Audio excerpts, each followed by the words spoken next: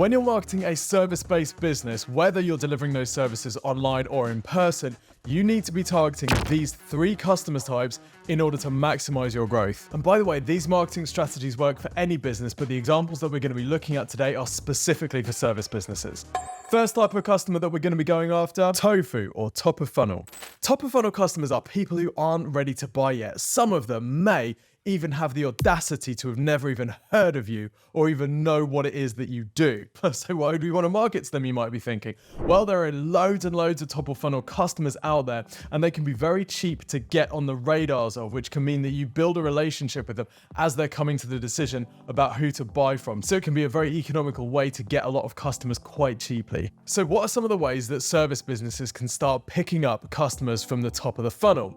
Well, one of the most common is pay-per-click advertising. One industry that we can look at for examples here is banking.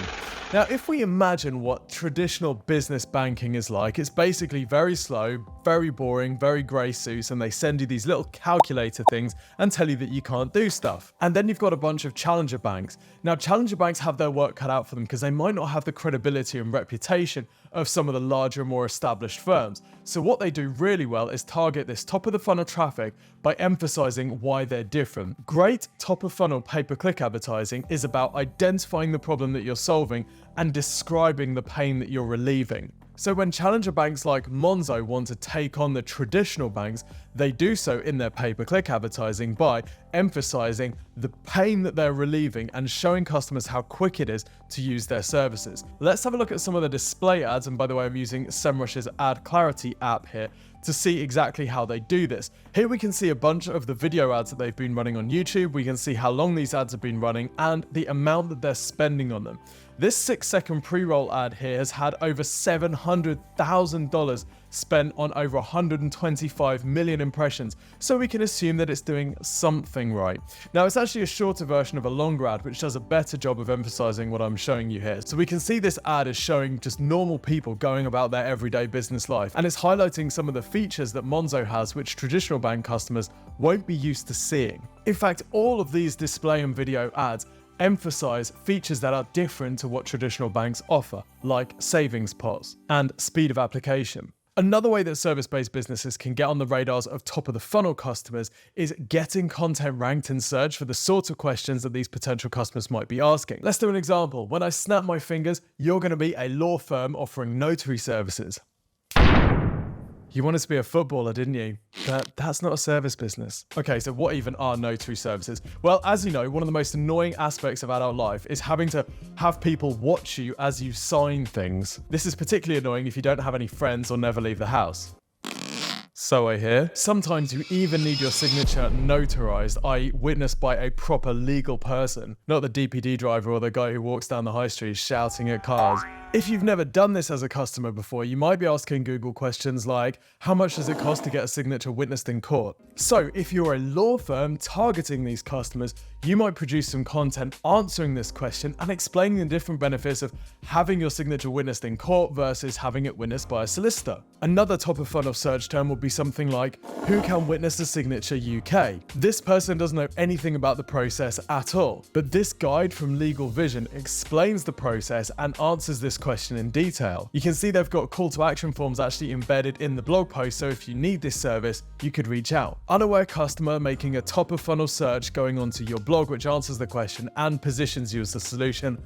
Bang! If you want to find the sort of questions that people are asking about your topics, then you can use a tool like Also Asked. Here you can see I've put in signature witness, and I've got all of these different questions that people are asking on Google about this topic. So I can then go and write blog posts which target these phrases. We have loads of videos on the Exposure Ninja channel all about how to identify the topics and write them and get them ranked, so I'm not going to cover this in any more detail here. Another great way to get top of funnel traffic is through lead magnets and downloadables. Ready? When I snap my fingers, you're going to become an accountant.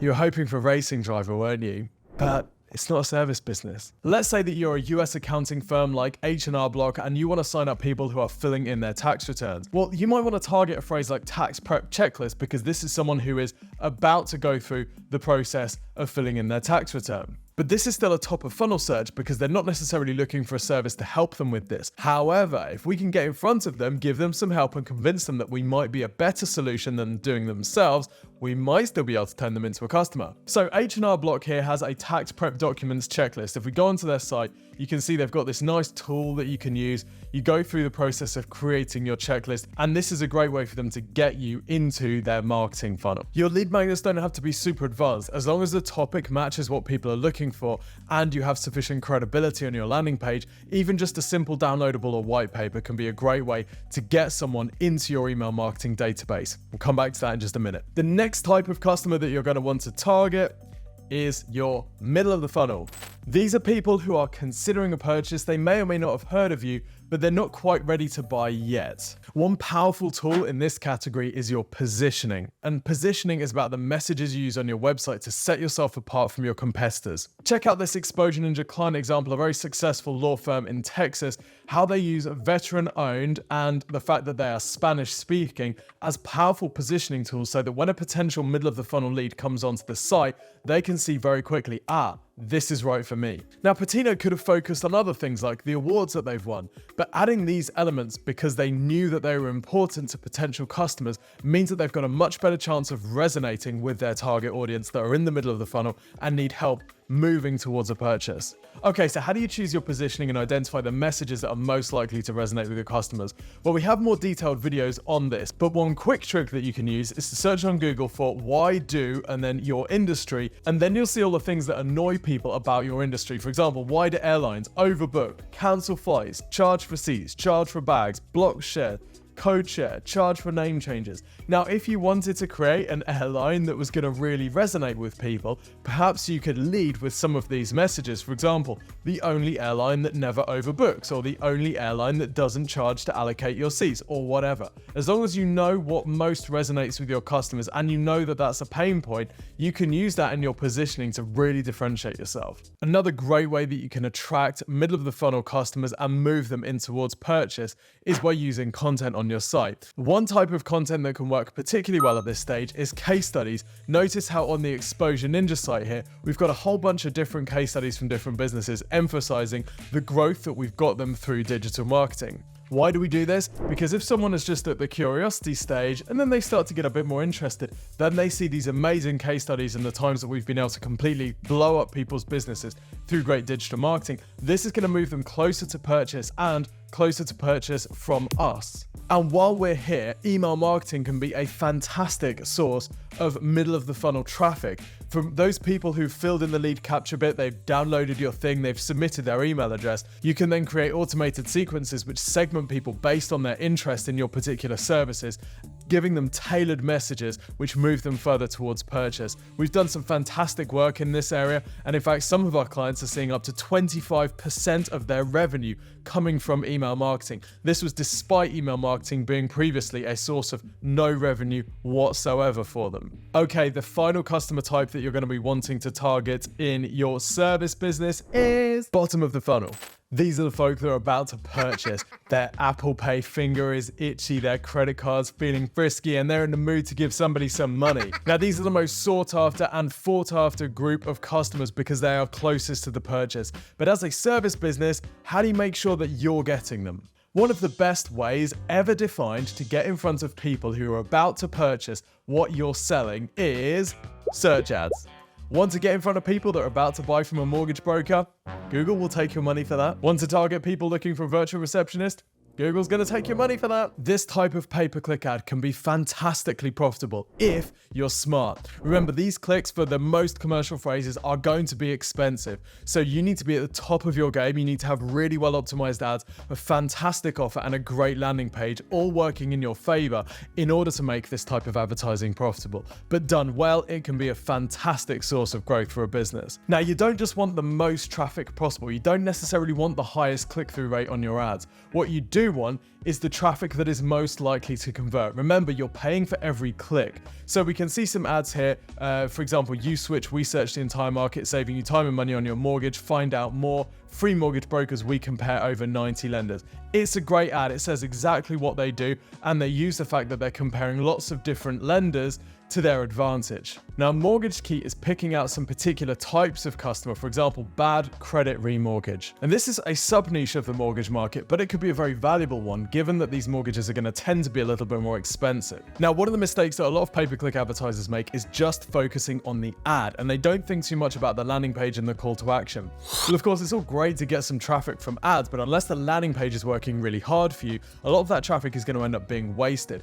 If we do a search like virtual receptionist here, we'll see that we've got an ad for Moneypenny. If we click on this, we will see that there is a really nice looking landing page with a very clear call to action. Great headline.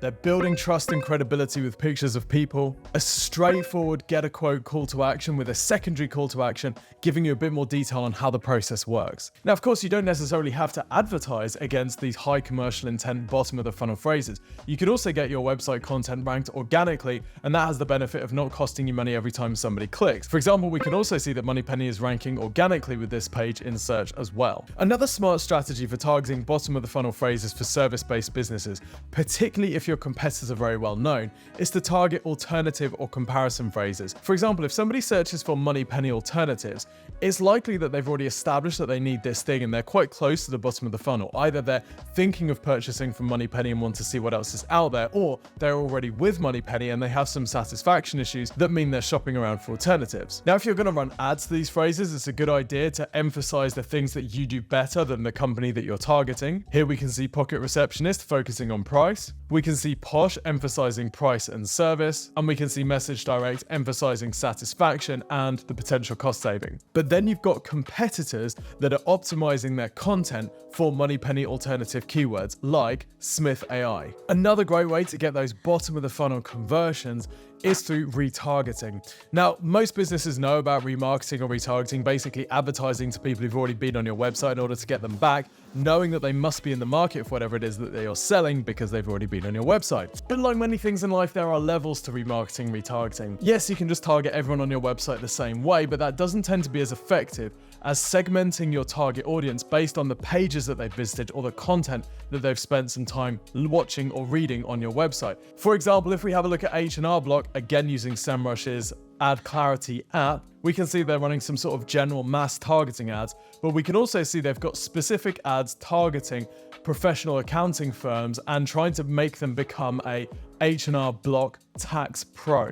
These are obviously ads that it wouldn't make sense running to the general public, so these are most likely to be remarketing ads, and we would hope that H&R Block are triggering these ads for people who've been on the Tax Pro pages already. And the benefit of this type of segmentation with your remarketing is that you can make sure your messages are laser targeted at the people that you're after. We also do this in email marketing as well. So similar to how you might run in e-commerce a browse abandonment sequence or a basket abandonment sequence, where you're sending emails to people who've had a product in their basket but they haven't checked out yet.